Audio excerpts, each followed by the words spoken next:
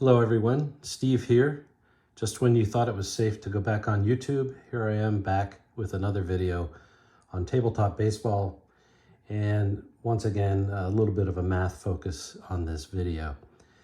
I'm going to talk today about Statis Pro, and specifically I'm going to compare various cards that have been put together for Dave McNally in 1971.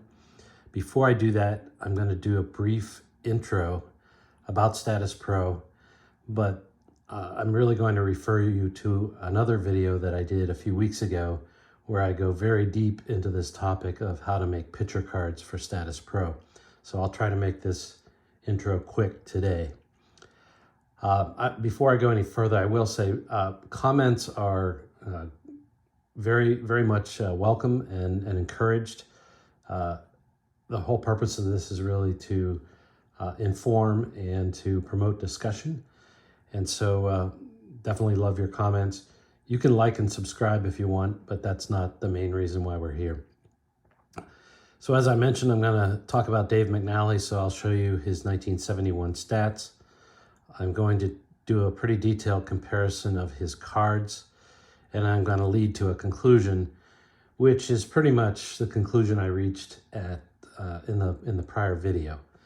So with that, let's get started. So, Statis Pro.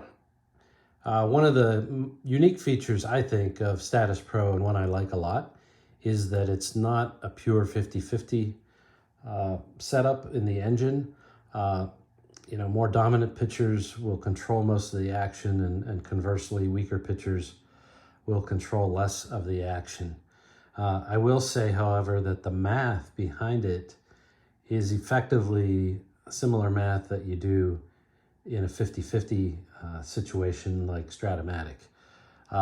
The key, which you'll see here in a minute though, and this is the underpinning of this whole video, is that the extra base hits are on the hitter's cards. So, as you can see here, this is Cal Ripken's card. And you can see he has singles, doubles of various types, triples, he actually didn't have any, and home runs. It's not uncommon for batters to not have triples on their cards in Statis Pro. Some of that is a function of the fact that Statis Pro uses what's called a base 8 system. So it's equivalent to rolling two D8 dice. And so you have results that range from 11 to 88, but that's only 64 chances on an individual card, or I guess 128 if you take the pitcher and batter card together. Okay, pitcher card. This is the key here. So if you see on the left, I've circled a number called PB 2-7.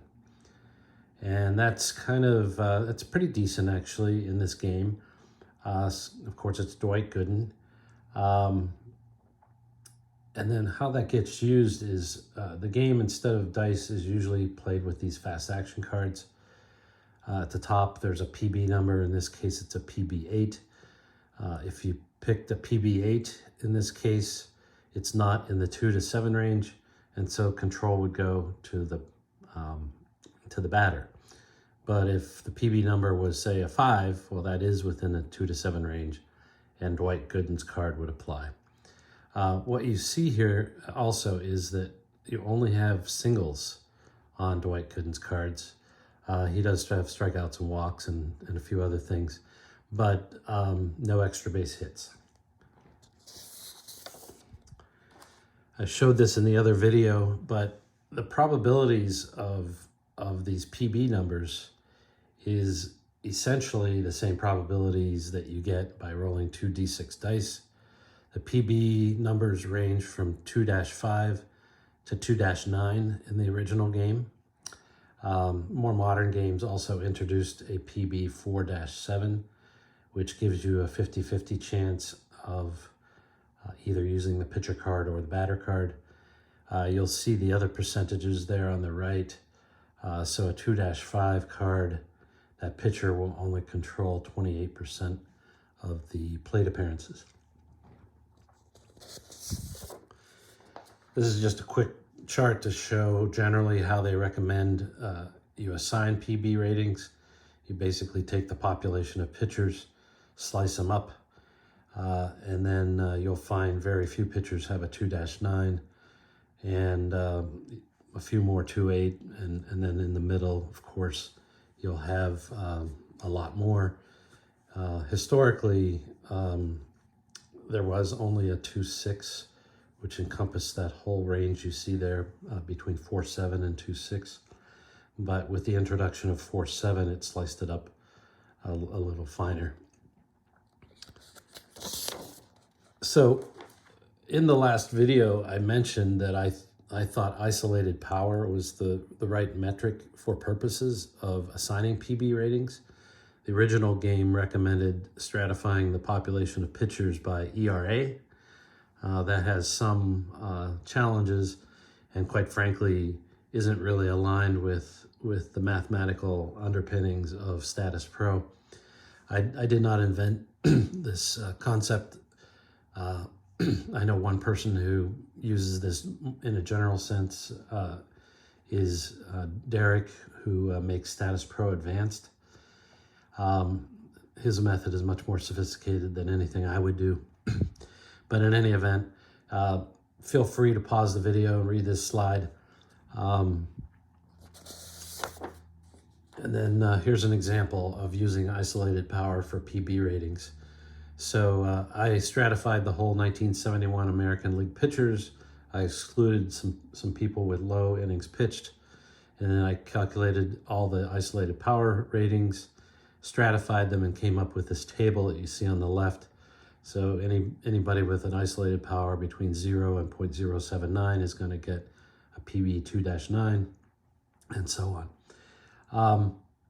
I have on the right here, which is a little bit of foreshadowing, the PB numbers that this method would derive for the 1971 Orioles staff, which had 4 20-game winners and a pretty decent relief pitcher, Eddie Watt. And so with that introduction, thanks for bearing with me. We're going to take a look at Dave McNally. So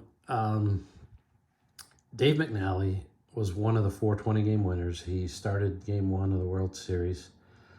21-5 win-loss record, ERA 2.89. We're going to talk today a little bit about strikeout rates, which he had 91 strikeouts, which is not a lot. I think the typical strikeout rate in 1971 was up around 15%. Of course, it's in the low 20% range now. But back then, it was around 15%. I think a normal walk rate back then was probably about 9%. He has 6.5%, so really good control. He did give up 24 home runs in 224 innings. I like to look at that home run rate in a few ways. In Baseball Reference, you'll see sometimes home runs per 9 inning talked about, and I think below 1 is generally good. I also look at home run percent, which is also on Baseball Reference, and 2.7% of his plate appearances resulted in home runs. And then this is one I look at because I think it's kind of critical for the way I do cards for certain sims, is the home runs as a percent of hits, which in his case was 12.8%. Back in 71, that statistic was typically around 9 or 10%. So he gives up home runs at a higher rate than average, regardless of which method you use. Key here is that his batting average against was 229. That's really good. I think the batting average that year was somewhere around 253 or something like that. He also had a slugging percent against of 367. Better than that, of course, is his home run totals.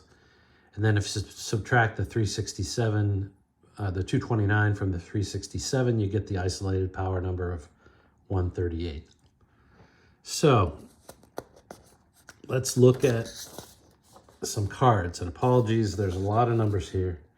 And again, feel free to pause the video and study these. So someone I know through the community named, I'll call him TJ, he makes his own cards. We've compared notes on formulas.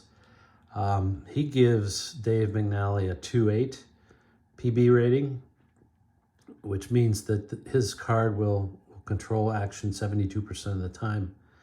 What I've done is I've run a simulation of this card that TJ gave me and produced what the stats would come out if you played a lot of plate appearances, assuming the average 1971 American League batter. So just to digress for a second, naturally I did a spreadsheet, and I'm not going to expect you to be able to see this, but I'll talk about it for a minute. I have Dave McNally's baseball reference information at the top. I replicate his pitcher card in terms of number of chances out of 64. I replicate the average batter card for 1971 American League. And then I do some simplistic calculations of what I think this will produce in terms of a batting average, against, and so on.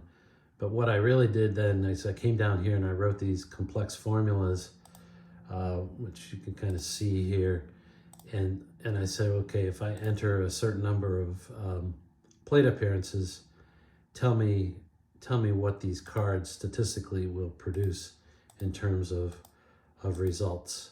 So and then I compare to actual stats, and then I come down here and I compute batting average and slugging percentage and some of these rate statistics like walk percent and so on. So I did that for each of these cards you're going to see. So back to TJ's card. What you see here is walks were a little light, as were strikeouts compared to the actual.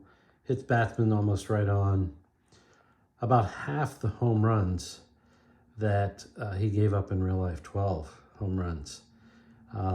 So you know that's a potential issue there.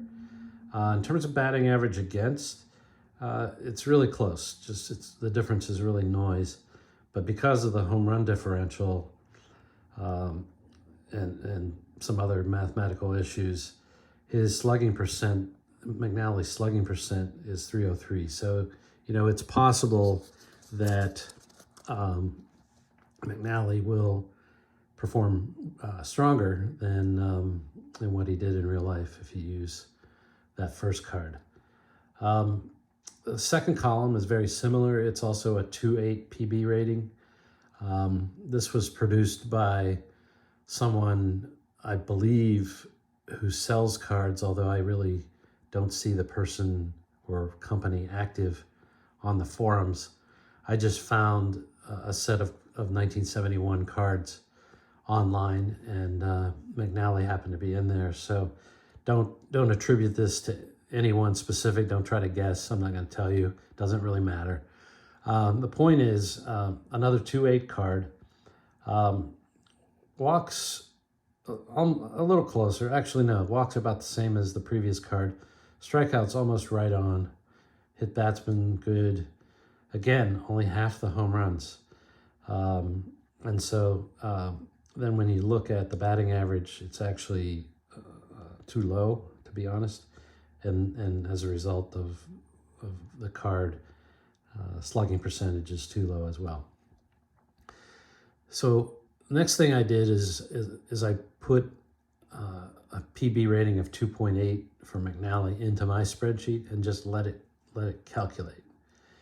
And you can see hits and strikeouts and walks are actually pretty close to actual.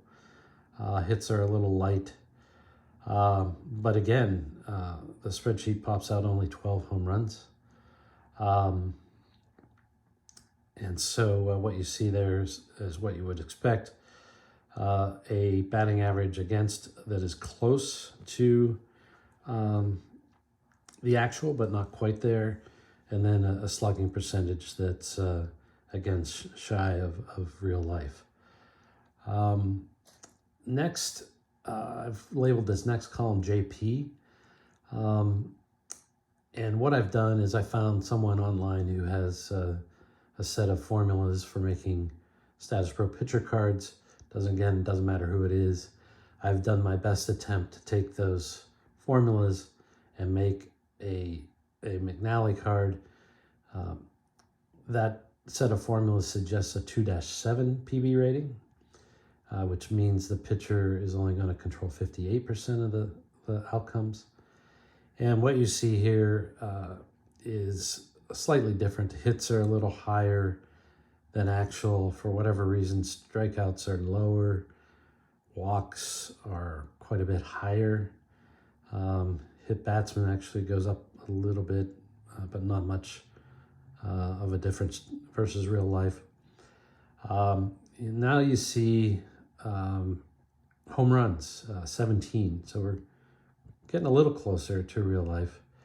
If you look at the batting average against, it's actually higher than actual real life, and slugging has come up a bit because of the higher average and the higher home runs. Okay, moving along. So I've been corresponding via email with another Statis Pro gamer who makes his own cards, and I'm going to call him DL. And he makes his cards by hand, and quite impressively, he fully understands the math that goes with Statis Pro cards and the whole weighting of the pitcher versus batter. At my suggestion, I had him run a 4-7 PB rating, which is exactly 50-50 in terms of pitcher versus batter. And so those results are here under the DL column. And what you see is with his calculations pretty much by hand, he came out with strikeouts that were almost identical, walks that were almost identical. Hits batsmen are a little higher. If you haven't figured out by now, that's completely controlled by the PB number, because only hits batsmen only come from the batter card. 21 home runs, so we're getting real close to actual here. And then his batting average against is essentially right on. I have 1.01 different, but that's just math or rounding in my spreadsheet. And then the slugging percentage is starting to get a lot closer to what it was in real life. So I then took the same 4-7 rating, put it into my spreadsheet, and I came out with results that were almost identical to what DL came out with. The only difference is my batting average and slugging percentage is a hair lower. I think my batter card might have had one fewer hit on it. I think it had 8 instead of 9 singles on the pitcher card. If I took away some of the rounding, I think my card would have had about 8.4 singles on it. You can't have fractional hits on the card, so in any event, that's the comparison. So here's the real conclusion. In my prior video and in this video, I'm recommending using isolated power as your PB rating. Now, it seems weird to have a 2-6 rating next to the worst rating for a pitcher who won 21 games. However, if you adjust the rest of the card accordingly, you actually get some good results. So you can see here, my hits were within 1. My strikeouts were just a few smaller than real life. My walks were a little lower than what he had in real life, although my cards exclude intentional walks when I do my cards, so you could add about 2 to that, so I'm 54 versus 58. The low PB rating does drive higher hit by pitch, so maybe that offsets the walk impact a little bit. But here you have it. Home runs worked out to exactly 24. Home runs as a percent of hits is almost right on. Batting average is pretty close, and slugging percentage is pretty close. So I did all this work because I was starting to doubt what I said in the prior video about how you assign PB ratings. I had somebody on a forum say you would never assign a 2-6 to Dave McNally because he would end up in the bullpen pretty quickly and wouldn't do well. But I think this shows that that's really not the case. So thanks for bearing with me. Hopefully, if you're into Statis Pro, you found this interesting. If you're into making your own cards, you found it useful. In closing, what you see here is on the left, one of my actual Dave McNally Statis Pro cards. I've done a few teams, which, you know, people are welcome to. And then this is a Dave McNally card prepared by somebody else. And kind of what you see here is in the 2-6 version on the left, he only has actually 7 singles on his card. So I think I misspoke earlier. Whereas over on the right side in the base 8 system, there's 12 singles, which kind of works out. The math is kind of counterintuitive, but if your card is going to be hit less frequently, then for the math to work, you're going to need more hits, all other things being equal. So with that, thanks for watching. I hope you found this interesting, and you know, we'll talk again.